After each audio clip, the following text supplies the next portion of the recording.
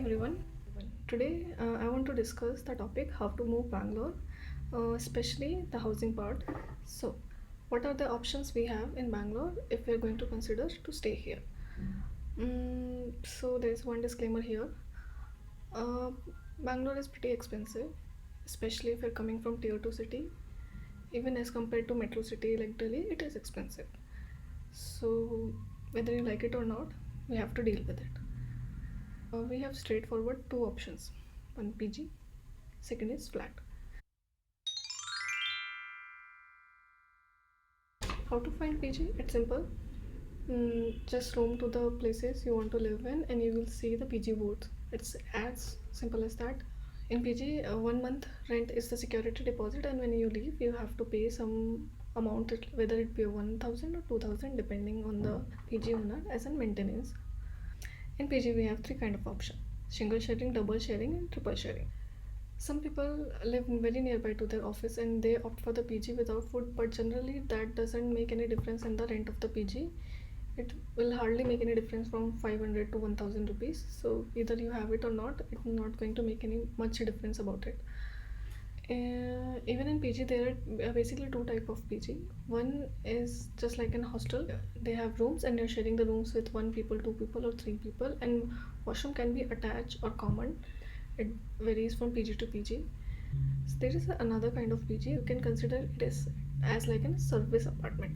You have one hall, one or two room, so it's like an apartment, but that has converted into a PG style. On per bed basis, you have to pay the rent.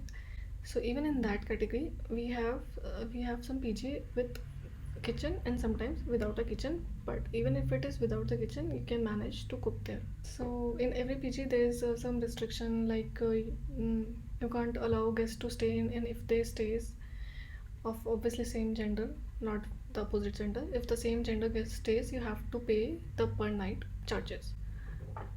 It could be 250 rupees, 300 rupees, depends on the rent or the how expensive the PG is. So when to consider PG as an staying option? So if you are new here, uh, if you are recently moved to Bangalore and you don't know much about it and you're not sure about the lifestyle, so I suggest better to stay 1 or 2 months in PG. It's not a bad option. The only problem you will face, especially if you're not Indian, is the food. The food quality you have to take care. The second reason is straightforward. If you're tight on budget for any reason, whether you have some loans or you don't earn that much, or you simply just want to save it, there's one particular con in PG, especially if it is a ladies PG. That's the timing restriction. It is almost like 10 p.m. is the time you have to be in PG. Let's understand first the difference between types of flat. So there are three type of flats: unfurnished, semi-furnished, and fully furnished. In short, fully furnished apartment is the one you can just come with your clothes and you can live. You already have beds, sofas, a basic kitchen and appliances. In Bangalore, cost of apartment depends on various factors, like the area you are living in. It is a posh area or very old area, or are you living very nearby to tech parks? So area like Indranagar, Koramangala, South Bangalore are going to be expensive.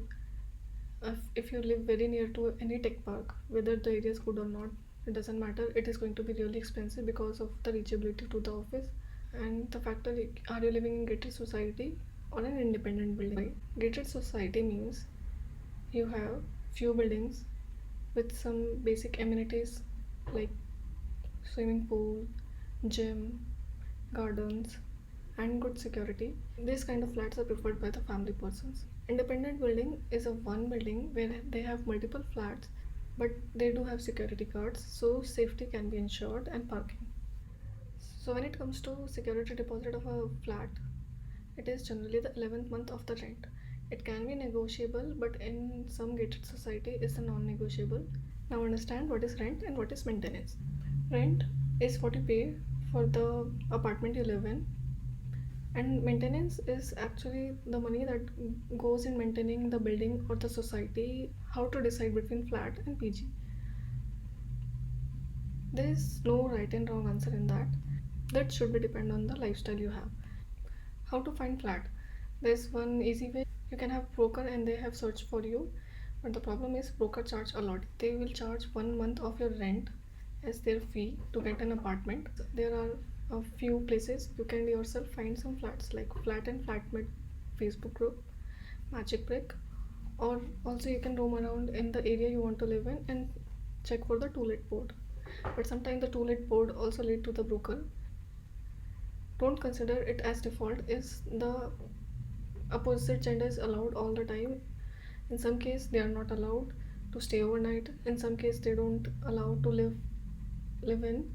So this thing better if you clear beforehand. When it comes to 1 BHK, there are pros and cons. First, it's not easy to get 1 BHK everywhere. Medium is the only option where the they have more bachelors and 1 BHK is an option.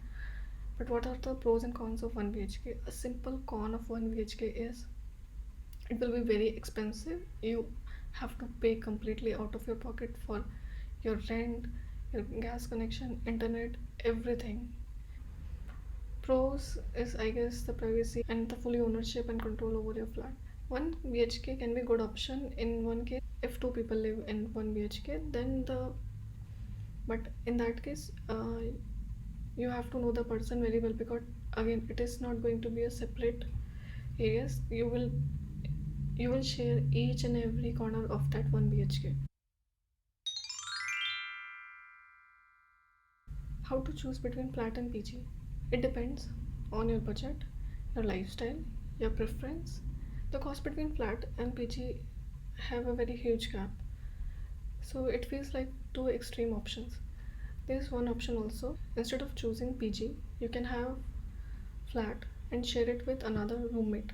So like you have 2 BHK flat and share between 4 people. So it will best of both world, benefits of both the flexibility as well as the low cost of living. If you have big friend circle, then there is one option as well to rent a villa. Villa have generally 6 rooms, so it might seem expensive, but the cost per head will be equivalent to flat. If you just move to Bangalore, it's better to get a flat that's walking distance to the office because traffic here in Bangalore is very bad and it's not worth it to waste your time in traffic. One thing is also considered in housing option is your lifestyle. How your lifestyle is going to be. Are you a homebody or a social butterfly? Do you like to go out a lot, or you are going to stay in your home? So if you're going to stay in your home, then maybe going for a better staying option is good. And if you're going to hang out a lot, so I think shared option and PG option is good. If you can't have apartment in walking distance, then there are two other options. Either to have two-wheeler and get an apartment within the range of 4 to 5 kilometer but not more than 5 kilometer.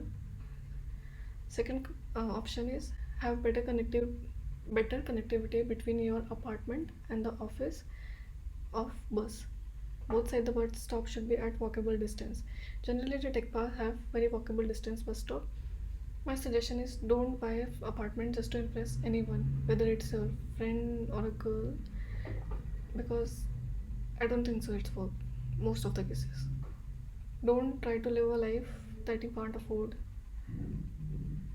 My take on this housing thing is if I have to restart it again, I will restart in that way. I will first live for 1 and 2 months in PG, get a flat on a sharing basis in a gated society, and spend my next year within that and utilize all the facility they provide. And within the year I try to understand myself more, what kind of a lifestyle, what kind of lifestyle I have. Do I like to be at home more, or I'm a social butterfly? And depending on that I will, and on the second year and in the next year I will decide that I should go for 1 BHK, 2 BHK, single room, or PG, or anything. So I always prefer to take it really slow, and the best decision you can make if you know yourself. So invest your first year. Since you just pass out from college, you're still in that zone. You can adapt and share. So that's why I recommend better to go with sharing option. And in the meantime, you know yourself and try to see. what future is what is your future going to be. In one particular case, I would suggest to get a single room if you're going to prepare for any exam. If you're going to prepare for MS, then single room walkable distance to office is worth it, because you don't want to waste your time in nagging and complaining and commuting especially. I hope it is helpful. Thank you for watching.